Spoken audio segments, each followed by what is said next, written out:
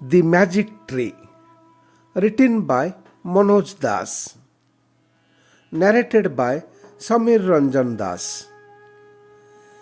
A man once lost his way in the forest. He climbed to a tall tree. He looked around in order to find a way out of the woods. But as far as his eyes could see, there were only trees and rocks and nothing but wilderness. He was afraid of wild animals. Their roars and howls could be heard when it became dark. He shivered as he perched on a branch at the top of the tree. After a while, he saw smoke coiling up through the tree tops of some distance. He came down and ran in the direction of the smoke. Soon he was standing in front of a little hut. Inside the hut sat an old hermit. The traveler was in no mood to leave the hermit's hut. He expressed his desire to stay there for some days and serve the hermit. The hermit agreed to his request. The man fetched for the hermit firewood from the forest and fresh water from a spring. Although the hermit himself ate nothing but fruits and roots, he went deeper into the forest twice a day and returned with delicious food for his guest. But every time he went alone.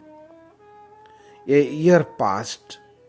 One day, the hermit told the man, "My son, it is time for me to go away from the forest. I shall accompany you wherever you go," said the man. "That is not possible. I shall go to the high Himalayas, and I must go alone. But before we part, I would like to grant you a boon. Tell me, what would satisfy you?" The hermit asked of the traveler. The man thought for a while. "Sir, before I ask for a boon, would you kindly tell me how you managed to serve such delicious dishes for me all the days? Where were they found?" he asked. The hermit smiled. "Somewhere in the forest there is a magic tree. I just stand under it and wish for a few items of food. And whatever I asked for is instantly given to me. Sir, now I know what boon to ask of you. Please show me that magic tree," said the man, agog and excitement. The hermit looked grave. "It is not a wise request, my son. One should not have access to that tree unless one has great control over one's thoughts and desires.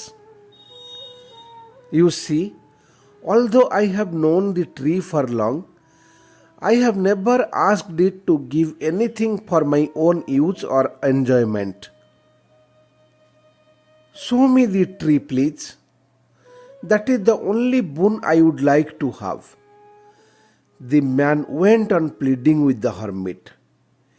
"You have promised me a boon. You cannot go back on your word."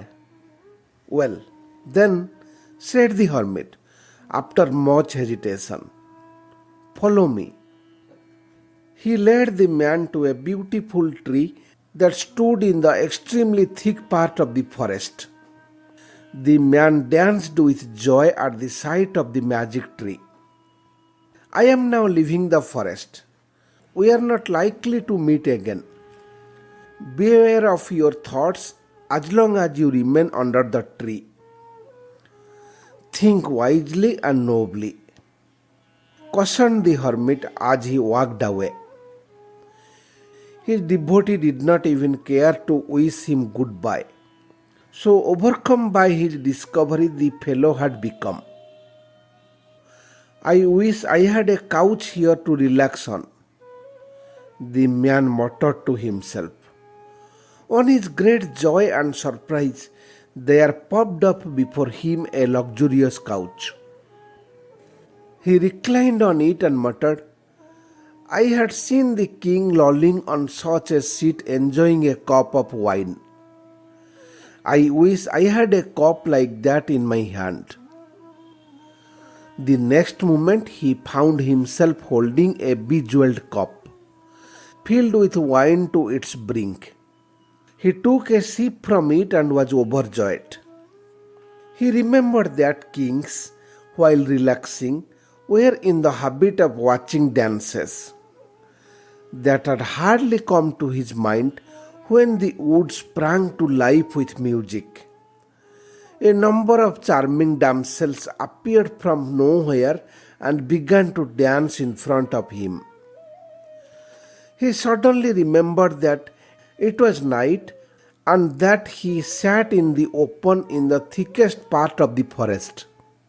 Suppose a tiger were to pounce on me? The thought occurred in his mind before he could check in. Like a streak of lightning, a ferocious tiger pounced on him and dragged him away. Let the tiger die, he cried out. But he was no longer under the magic tree. Hence his cry went in vain.